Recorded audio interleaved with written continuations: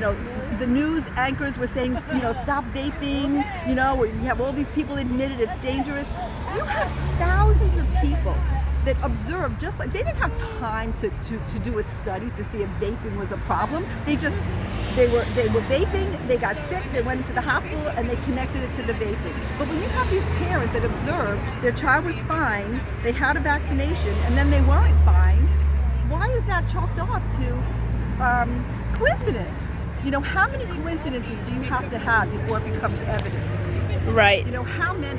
And they jumped on it for the vaping for 34 people, and I'm glad they did, because I'm sure it prevented a lot of people from getting sick after that. But when you have thousands of parents that are observing their children, how come that's not on Main Street?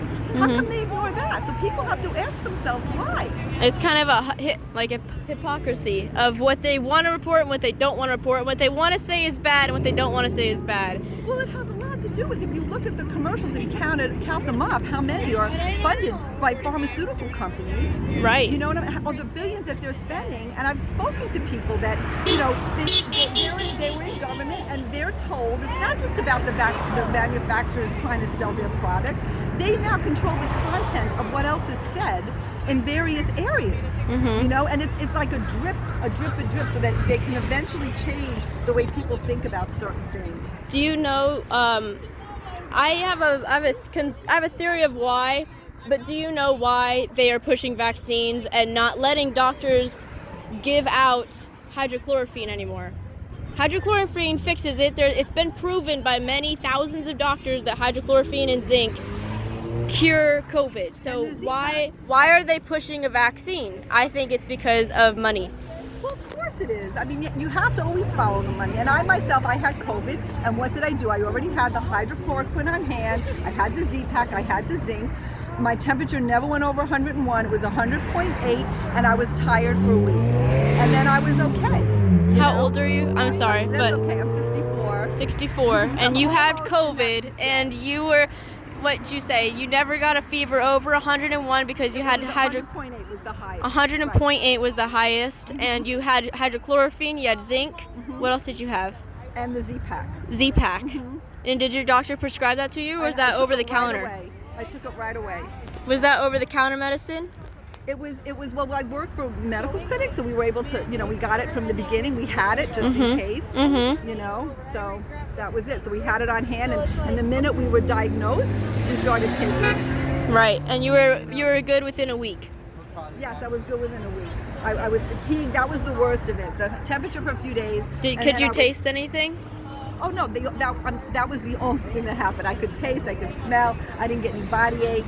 But see, I was away with a bunch of people, like there were 15 of us, and a couple of people came, and I believe they were sick already, and they said they were sitting next to somebody on the plane, but that's a whole nother story, but out of the 15 people that were there, 4 did not get it, everybody had it, and I had my vitamins with me, and I didn't take them that weekend. You didn't take them? I think if I would have, because I have D, D with K, and I have A and E, and I have the zinc, and I take it on a regular basis, vitamin C, and I think because I wasn't taking it, I think it made me vulnerable, and that's why I picked it up. But who knows? Who's to say, So I know the people that didn't get it were taking their vitamins that weekend. Do you know that Trump passed I don't know if you're into politics or not, but Trump passed an act. It's called the Take a Chance or First Chance, something chance.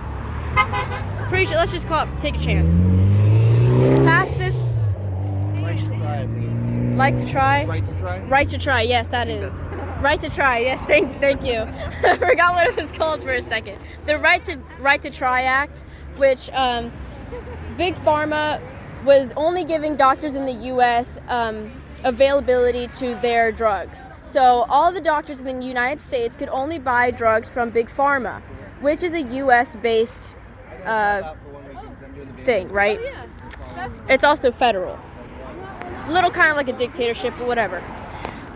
Trump took that away. So now doctors can get the same medicine from Canada, from France, from Germany, and legally prescribe it to their clients for a cheaper price than they would have got it from Big Pharma.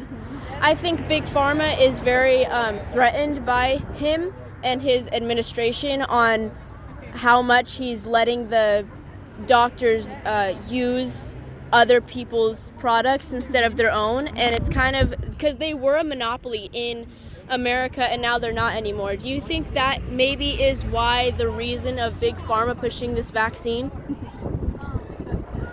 There's so many things going on, you know, and if people aren't gradually like paying attention, just to all of a sudden say something like that, it really sounds like a conspiracy theory. You know what I'm saying? I've been following all of this stuff for a long time. Right. There's so much going on that people don't know about. I don't want to say it, but I mean, I've been studying all of this for many years.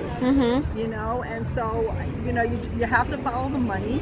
You know, I mean, the pharmaceutical companies run so much more than we're even aware of. You know, I mean, they're the ones that fund the medical studies when doctors are learning, you know, and they only learn how to use those drugs. Right. You know? And what the effects are of certain things. Right, and then what happens is the AMA, right? I mean, they're all together. So now there becomes a standard of care that's taught in the medical schools from studies that were funded by the pharmaceutical companies. So if the doctors veer from that standard of care, they can become, you know, their licenses could be suspended. You know, I mean, they can even lose their licenses in some respects. You know, and I've seen it happen. Lose your license because you don't want to comply with the Big Pharma company? Right, because they're stepping outside the box, and they found alternatives that work. And so because they're using them, you know, and they're finding good results, if the AMA gets wind of it, you know, I mean, there was a woman in Canada, and she had, and I cannot remember the name of what it was, but she was helping kids who were autistic. And their version of the AMA up there approached her, and they just shut her down. They suspended her license, and she could no longer practice on, you know, she couldn't be a sole practitioner anymore. Wow. I mean, it was so sad. And she had videos of the kids before and after her treatment.